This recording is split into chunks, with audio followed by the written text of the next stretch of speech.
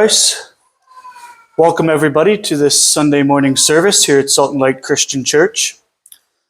The story that I have for you all this morning is about the first American single woman to go and become a missionary named Betsey Stockton.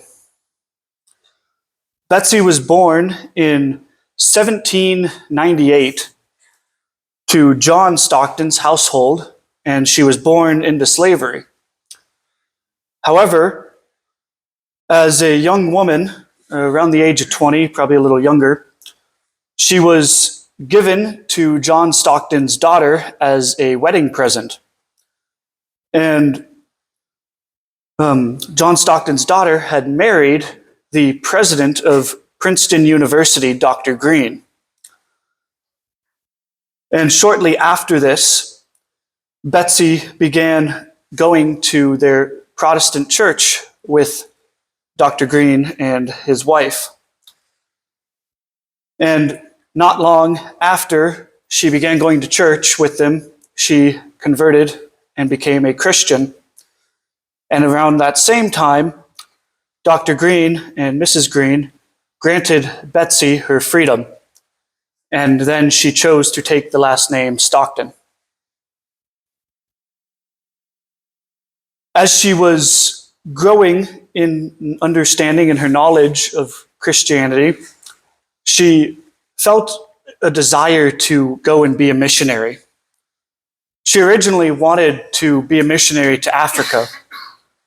However, she, being a single woman, was not approved to go out and be a missionary. At the time, the missionary boards really only sent married couples. It was very rare even for a man to go alone as a missionary.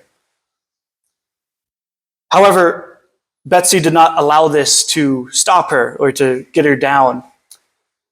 And as she looked for opportunities, eventually one came up and the Lord opened a door for her.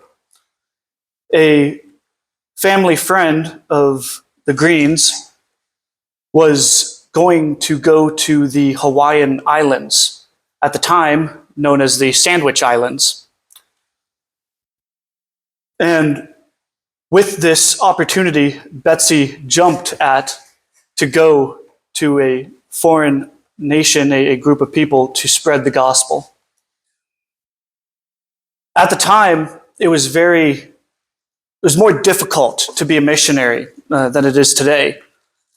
You had to go through many processes and be approved by different churches and then boards, and to have the funding and the backing. And in order to get the approval, you had to have considerable education. However, Betsey did not. Yet, despite her lack of a formal education, she did manage to gain quite a significant education through secondhand means. After she was granted her freedom, she stayed living with the Greens as a domestic servant and had access to Dr. Green's personal library, as well as access to several students from Princeton University who helped tutor her. And so with this, she gained much of the education that she otherwise would have been unable to. And so, with God providing the means and the ability, she jumped at the opportunity to go to Hawaii to spread the gospel. And she went after a 5-month boat journey. She arrived on the Hawaiian Islands, and she began immediately getting to work and spreading the gospel to the locals. She was not the first missionary to Hawaii. However, she was one of the most impactful. She had a way with the locals that missionaries before her just didn't. She managed to get through to them and explain the gospel to them in a way that they understood. And as many of the locals began coming to Christ, she helped them found schools and open up places of education to continue to spread the gospel after her mission was done. Her mission trip ended up getting cut short, however, because of her health issues in the environment that she was in. She had to leave and head back to the United States. However, she didn't stop just because she was done in Hawaii. After she came back to the States, she continued her work, founding many schools around the New England area and even in Canada, and leading people to come to Christ and revealing the gospel to them.